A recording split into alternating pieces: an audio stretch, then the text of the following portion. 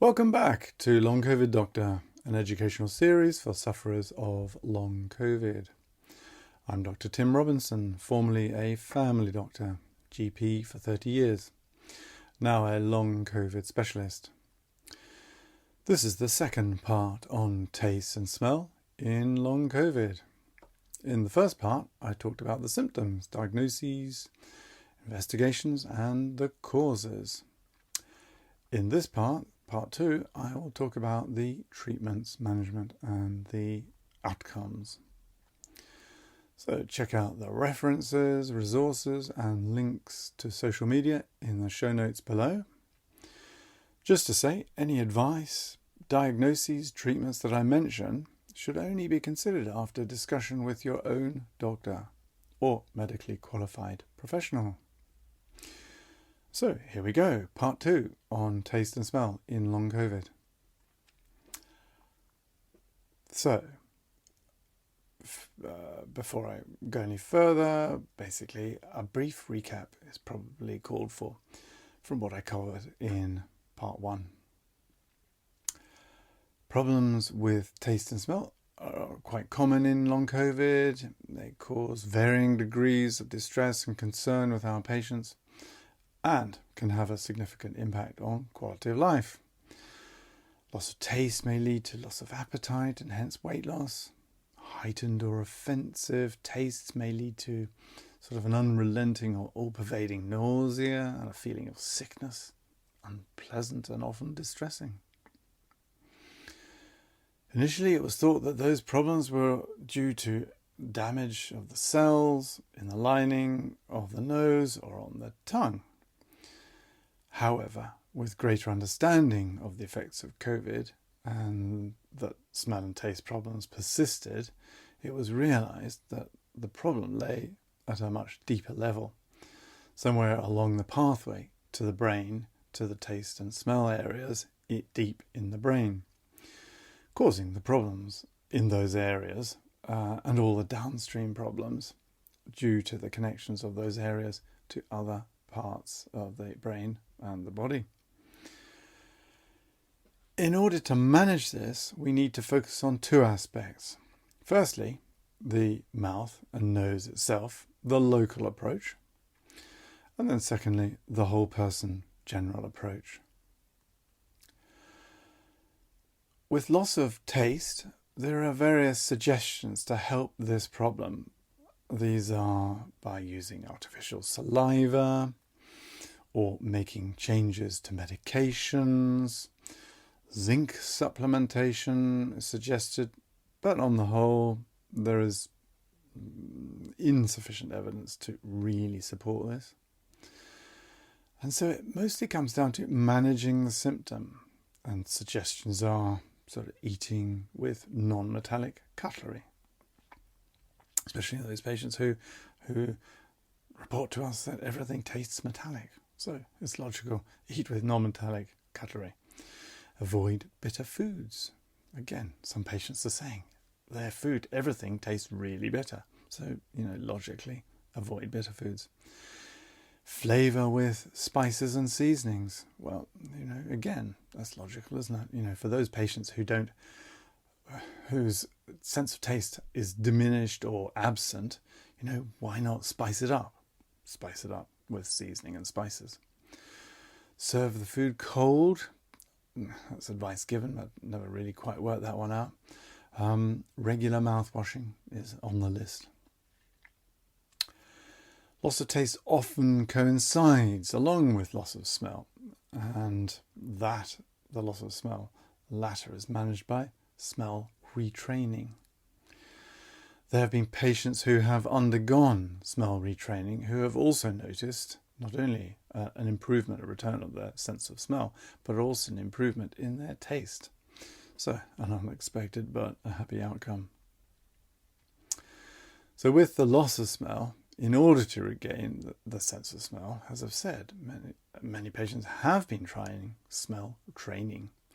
And there are a couple of organisations specialising in this. There's one called Fifth Sense, and they've got a website, www.fifthsense.org.uk. And the other organisation is an organisation called Absent.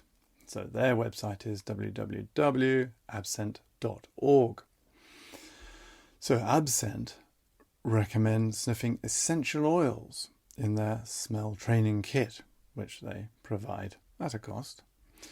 And as I say, they recommend that smelling those essential oils twice a day for a minimum of 4 months.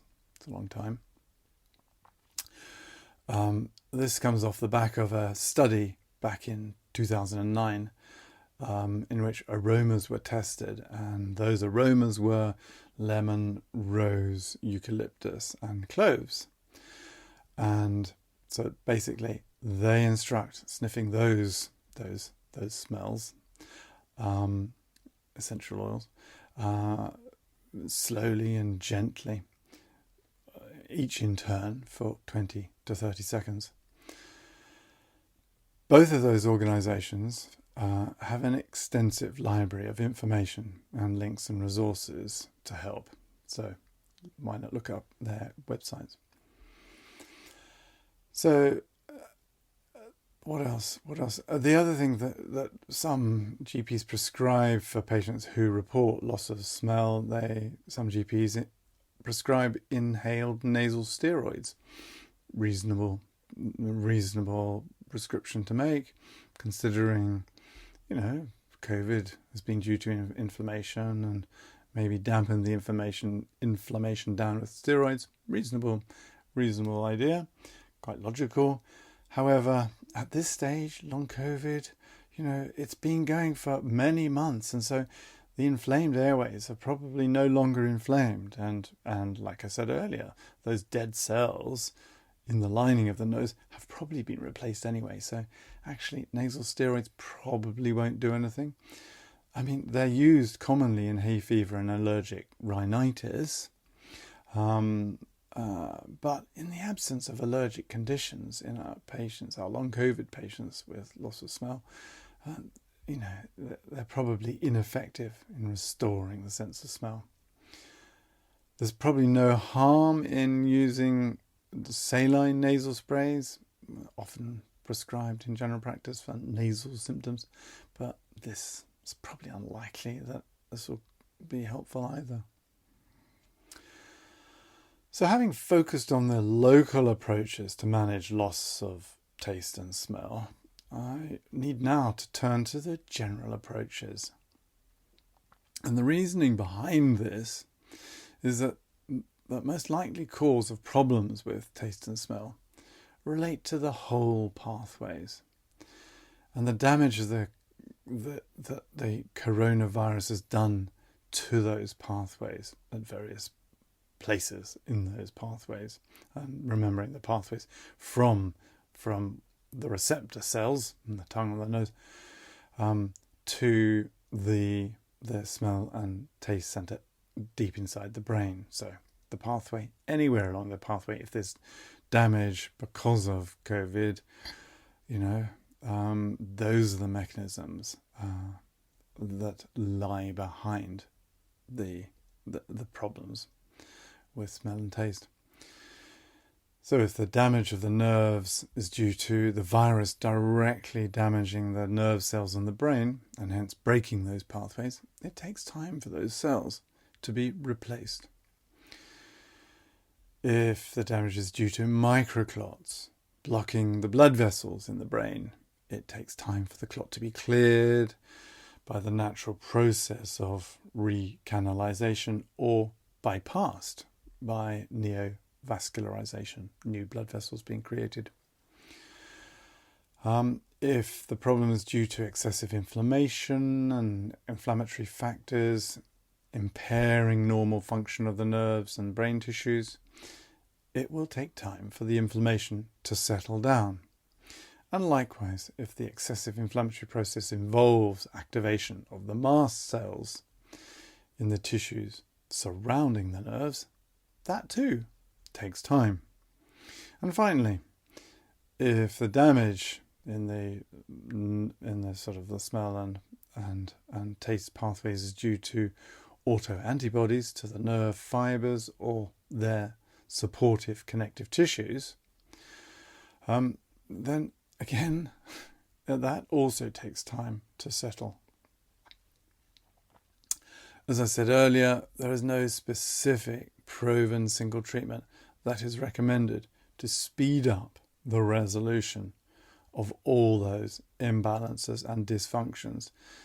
And so all we can do is create an environment that optimizes these natural healing processes. And the way we do this is to consider the more holistic, whole person approaches, the integrative approach. And by this, I mean considering nutrition and sleep and stress. These will all work together if we address those areas to assist the recovery from long COVID, and hopefully in the quickest way possible. And so firstly, nutrition, our diet. Preferably, we should all be eating a mixed, balanced diet, the Mediterranean diet, that contains all the necessary minerals and vitamins, those building blocks for cellular tissue repair and function, as well as inflammatory antioxidants, those polyphenols, the naturally occurring chemicals in plants that make your fruit and veg all the lovely colours that they are. The Mediterranean diet will also contain prebiotic fibre to nourish the microbiota, the friendly gut bacteria. And I cover this more fully in my talk on long COVID gut.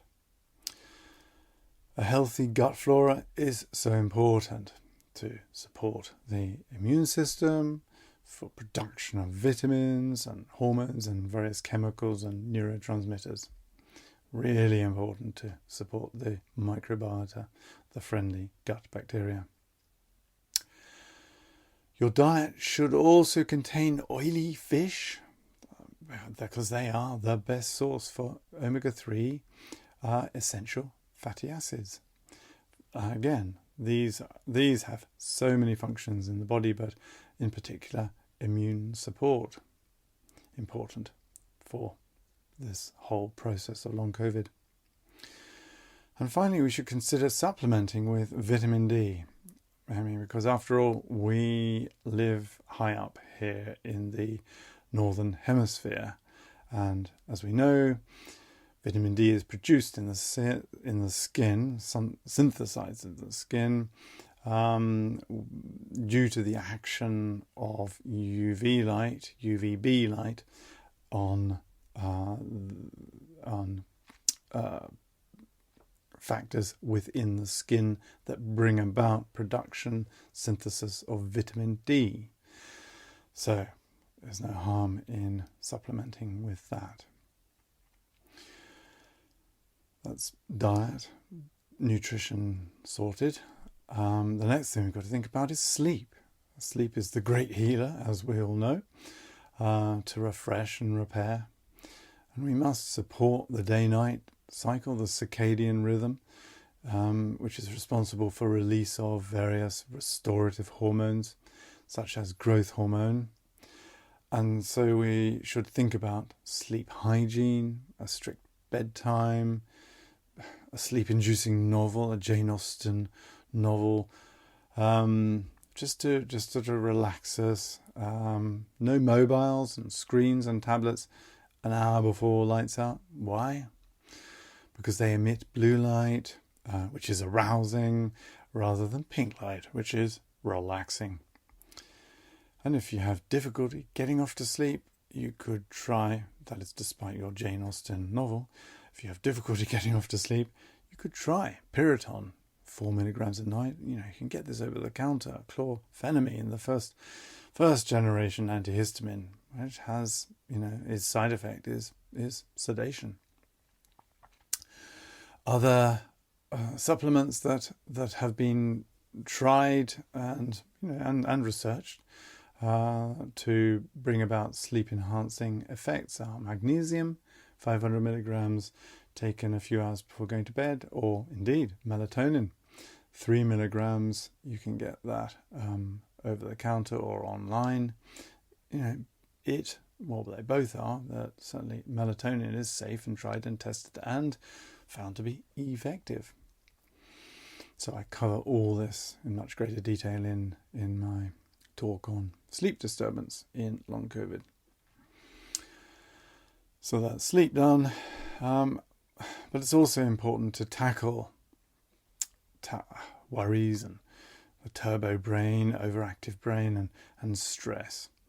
These all lead to fight and flight, adrenaline, a sympathetic nervous system overdrive. We need to address these, don't we? We need to consider mind-body techniques such as meditation or mindfulness. So you could download the Headspace or Calm app. It's not too expensive. Download that onto your phone and use that to help you to do mindfulness. There are many studies to demonstrate very clearly the effectiveness of stress and anxiety reduction as a result of mindfulness.